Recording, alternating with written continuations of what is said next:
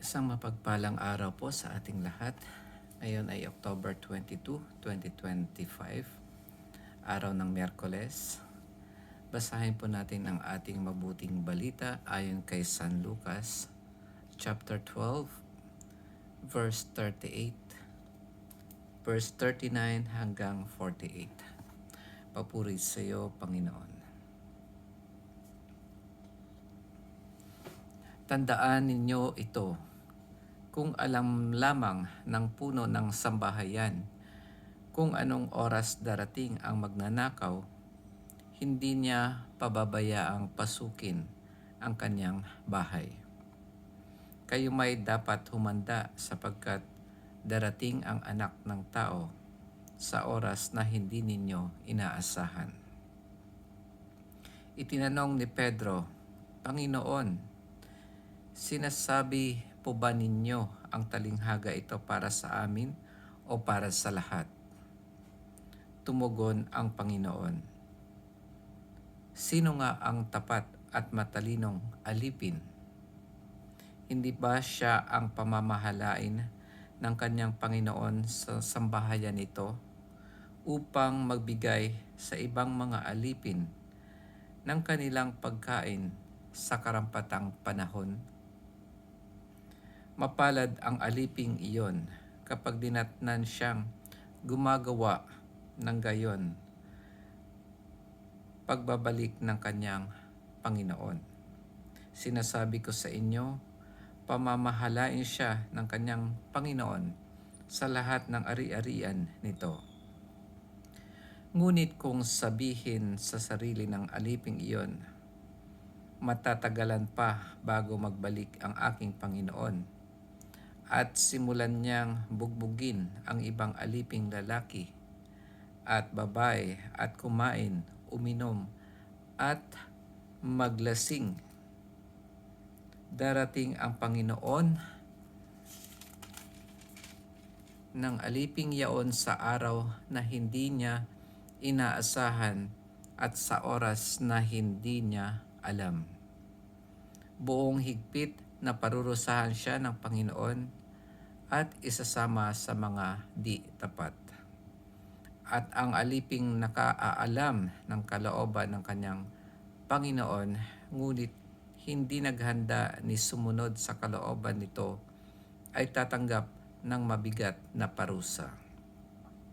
Ngunit ang aliping hindi nakaalam ng kalooban ng kanyang Panginoon at gumagawa ng mga bagay na nararapat niyang pagdusahan, ay tatanggap ng magaang na parusa. Ang binigyan ng maraming bagay ay hahanapan ng maraming bagay, at ang pinagkatiwalaan ng lalong mas maraming bagay ay pananagutin sa lalong maraming bagay. Ito ang mabuting balita ng ating Panginoon. Pinupuri ka namin, Panginoong Hesukristo. Ayun, kagabi, kahapon, na nabanggit na natin itong tungkol sa magnanakaw na dapat lagi tayong maging handa. At yung ilaw natin kung saan ito ay ating pananampalataya ay dapat laging nakahanda para sa pagdating ng Panginoon. At dito halos ganun pa rin yung ating mabuting balita, na dapat tayo ay maging handa at nandun tayo nananampalataya. Dito yung parable na kinukwento ng ating Panginoon ay yung alipin na pinagkatiwalaan ng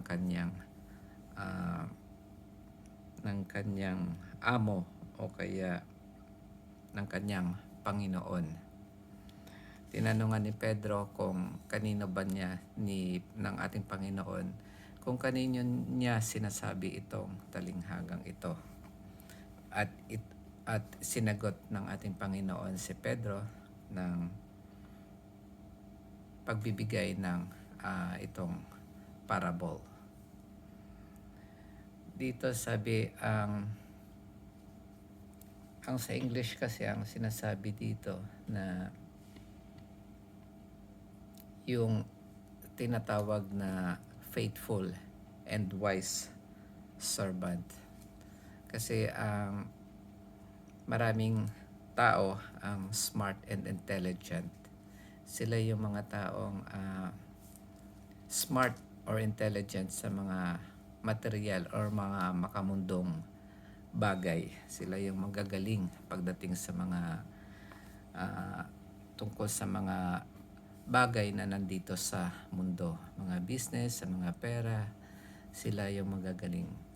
Pero yung wise or merong wisdom na tao, sila yung mga matatalino na pinagkalooban ng Panginoon para sa mga spiritual na bagay. Yung mga bagay na magkakaroon ka ng magtatamo ng buhay na walang hanggan sa huling araw.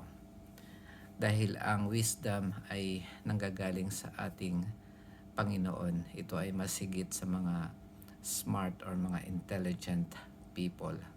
Dahil ang wise na person ay maraming wisdom ay dadalhin ka niya doon sa kaharian ng Diyos at hindi kung saan paman. At itong alipin na hindi nagbabantay ng araw ng pagdating ng kanyang Panginoon ay baka iniisip niya na madedelay ang pagdating ng Panginoon. Pero hindi. Ang Panginoon ay darating sa hindi natin inaasahan katulad ng isang magnanakaw. Totoo nga na merong muling pagbabalik ang ating Panginoong Hesukristo. Pero kapag tayo ay nawala na sa mundong ito ng hindi natin inaasahan, yun na yung pinakahuling araw natin at parang pagbabalik na rin ng Panginoong Hesukristo. So ano nga ba ang dapat nating gawin para lagi tayong handa sa pagdating ng ating Panginoon o pagdating ng ating kamatayan nang hindi natin inaasahan? Meron dito sa verse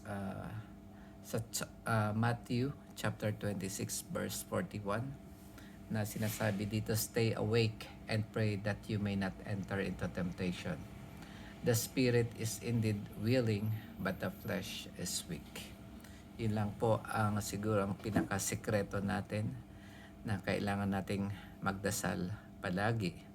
Dahil ang pagdadasal ay pagkakaroon ng close relationship sa ating Panginoon. At kapag lagi tayong nagdadasal, ibig sabihin nun ay mas lalo tayong napapalapit sa ating Panginoon at nagkakaroon tayo ng matibay na pananampalataya sa Kanya. So, yun lang po. Watch and pray. Yun ang pwede kong ibahagi sa araw na ito. Magkita-kita po tayo bukas. God bless.